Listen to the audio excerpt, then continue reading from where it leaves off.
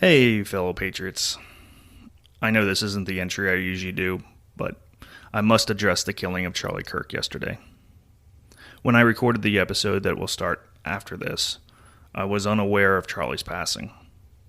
From everything I know about Charlie, he wouldn't want any of us to stop the fight. I contemplated not even posting today, but I know that's not what he would have wanted.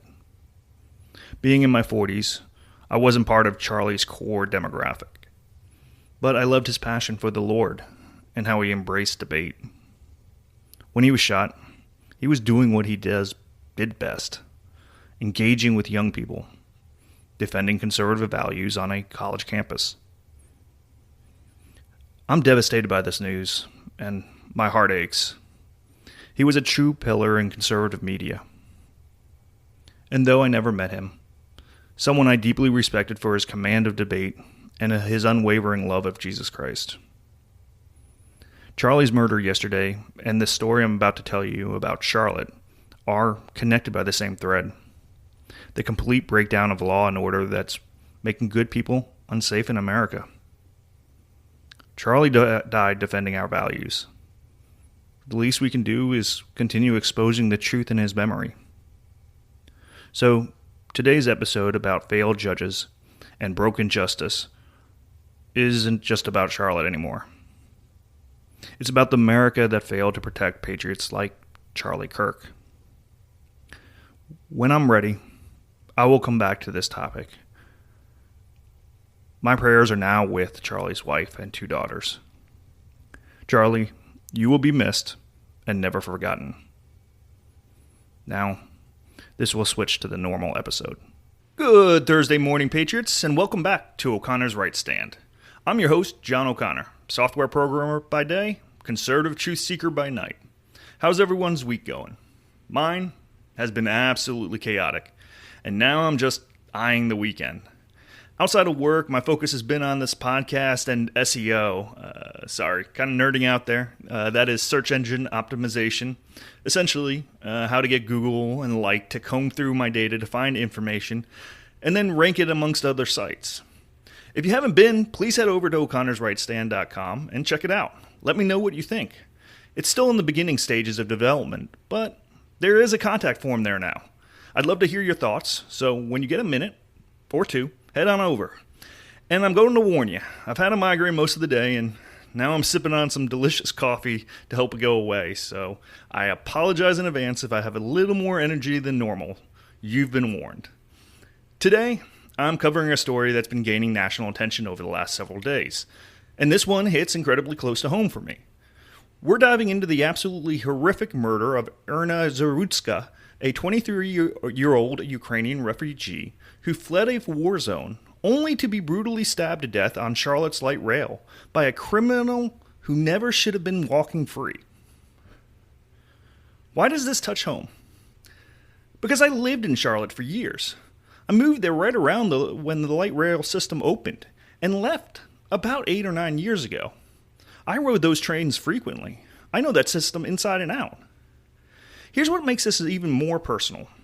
Just this past July 4th weekend, my fiance and I took that exact same light rail from downtown Charlotte back to the university area where our hotel was. This was roughly 6 weeks before Zarutska was murdered. 6 weeks! When we boarded around 11 p.m. that night, I immediately went into protection mode. We headed straight to the back of the car, and I had her sit on the inside against the window.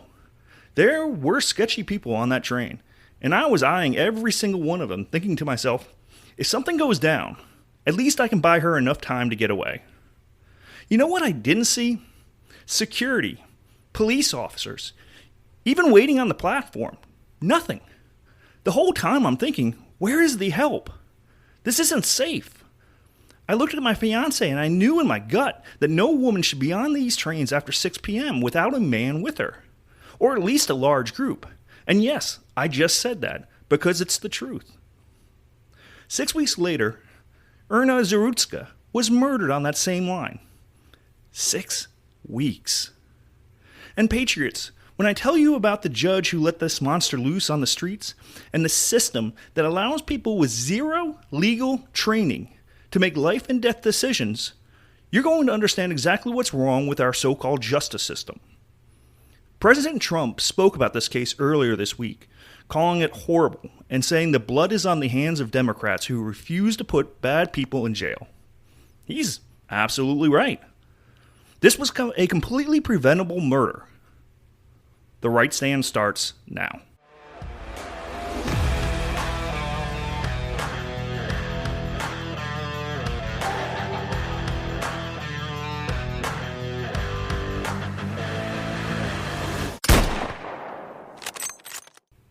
Patriots, let me paint you a picture of what happened on August 22nd at around 9:50 p.m. on Charlotte's light rail system. Iryna Zarutska, a beautiful 23-year-old woman who had fled the horrors of war in Ukraine to find safety in America, was riding the Blue Line home from her job at Zabede's Pizzeria. Not sure that was there when I was living in Charlotte. She was still wearing her uniform, scrolling through her phone, minding her own business, when pure evil sat down behind her. That evil was 34-year-old Decarlos Brown Jr., a career criminal with 14 previous arrests, including armed robbery, assault, and firearm charges. Brown didn't know Zarutska. They had never met. There was no argument, no provocation, nothing. For 4 minutes, this monster sat behind this innocent young woman, and then he pulled out a pocket knife and stabbed her 3 times in the throat. The surveillance video shows the entire horrific attack.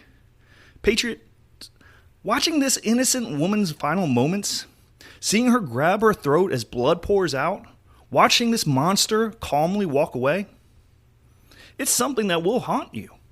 And it should haunt every single person who had a hand in letting this animal roam free. Zarutska was pronounced dead on the train at 10:05 p.m. She had escaped a war zone in Ukraine, only to be murdered by a predator who should have been locked up years ago. Her family said she came to America seeking safety and a new beginning. Instead, she found death because our justice system failed her catastrophically. Now, here's where this story gets even more infuriating. The reason Decarlos Brown was free to murder Zarutska is because of a magistrate judge named Teresa Stokes.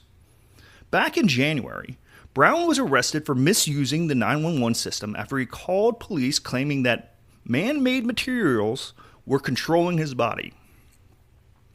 The man is clearly mentally ill and dangerous, with a rap sheet longer than a CVS receipt.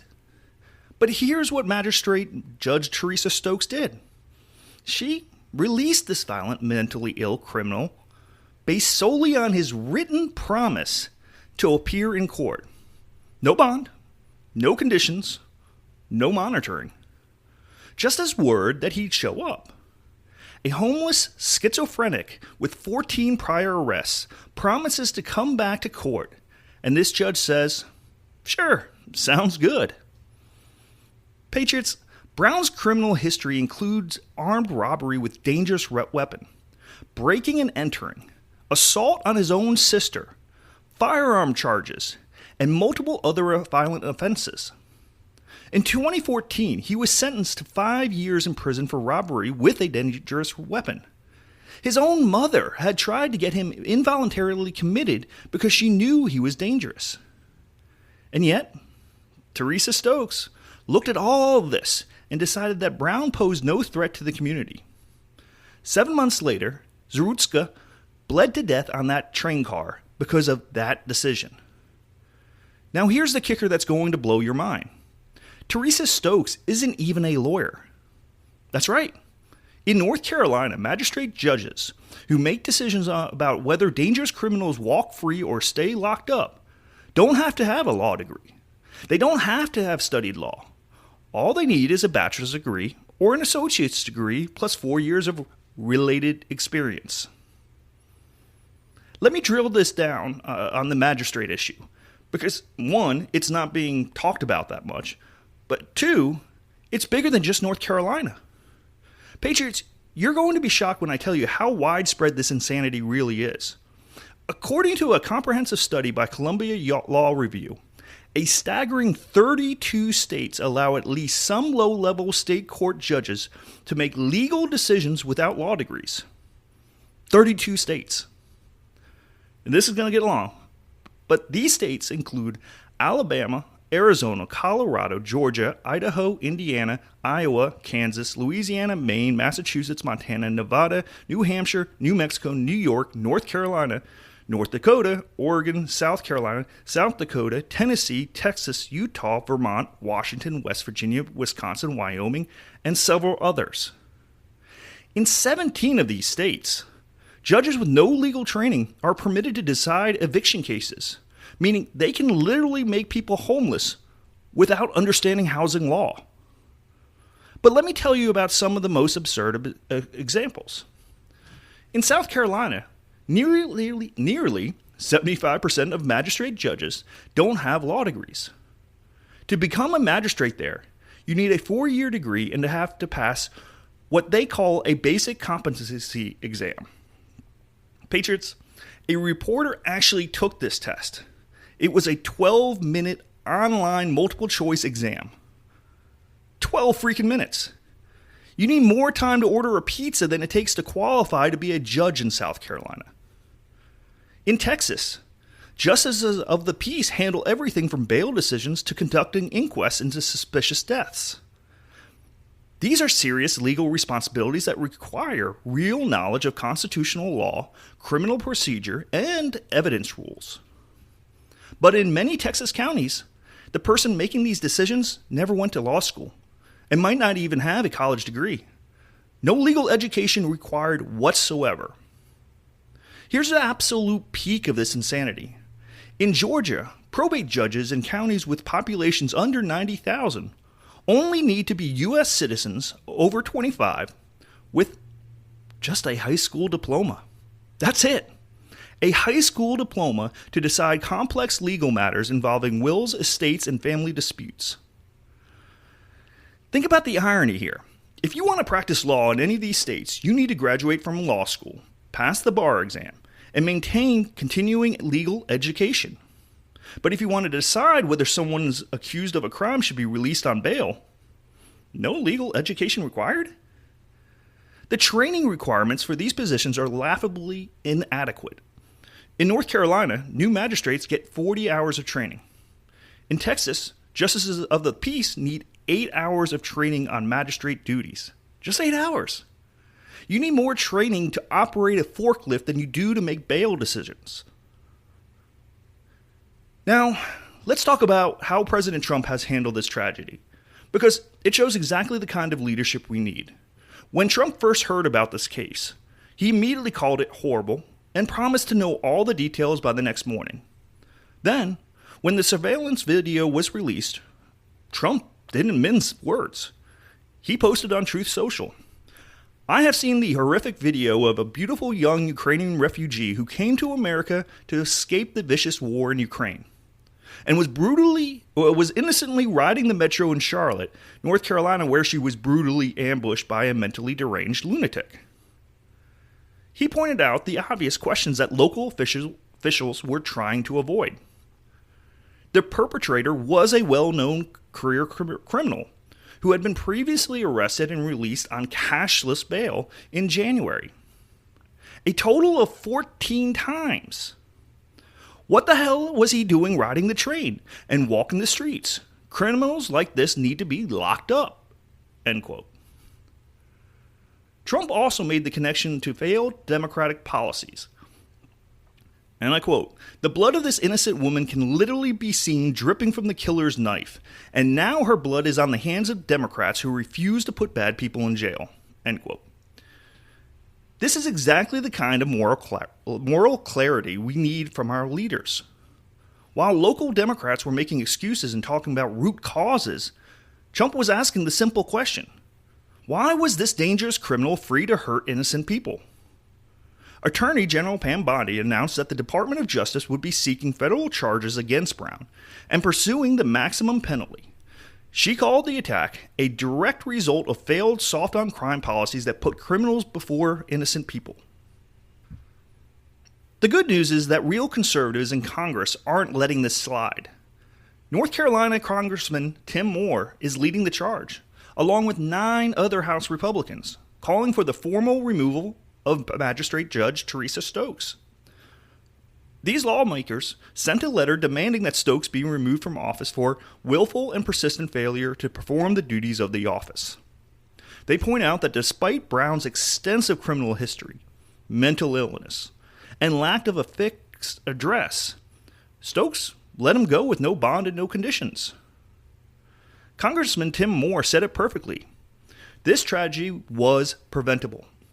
There must be accountability. North Carolinians deserve better.